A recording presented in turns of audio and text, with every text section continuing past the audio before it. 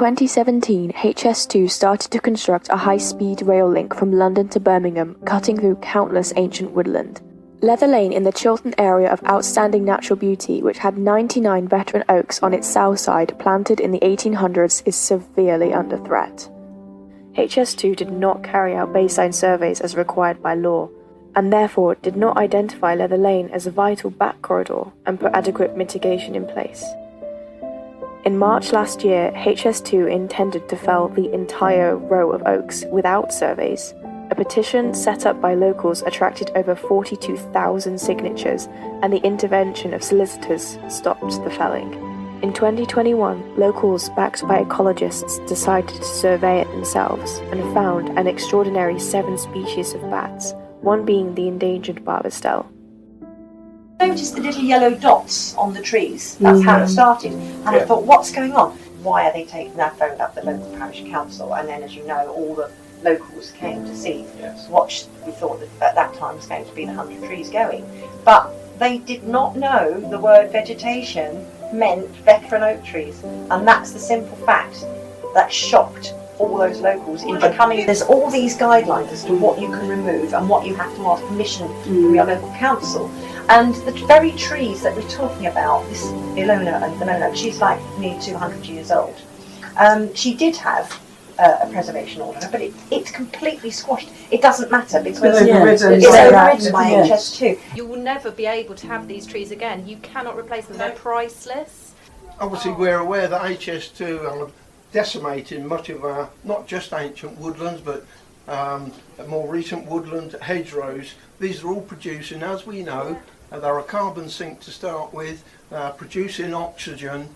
There's so much out on the media about global warming to which this would contribute. That Parliament was misled at the consultation phase that the baseline surveys hadn't been carried out.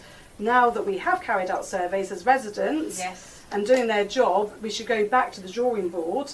It's almost like resetting and saying, okay, now we found these bats, now we apply the mitigation hierarchy and we need to avoid damage. That's what it's fundamentally about, and that's probably why they're engaging with us. One night there were 1,000 bat calls recorded down where the trees are, and 5 on the track.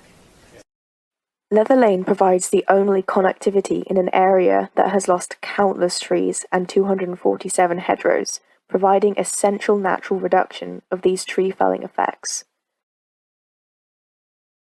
And this is the north side of the lane, and as you can see, absolutely nothing, and which is actually owned by HS2 as part of the Act. We are petitioning for the overroad in Leather Lane to be here. The width between that ancient copse and the lane, it is about 35 metres. There is plenty of room for the overroad to come back into the lane with absolutely no trees.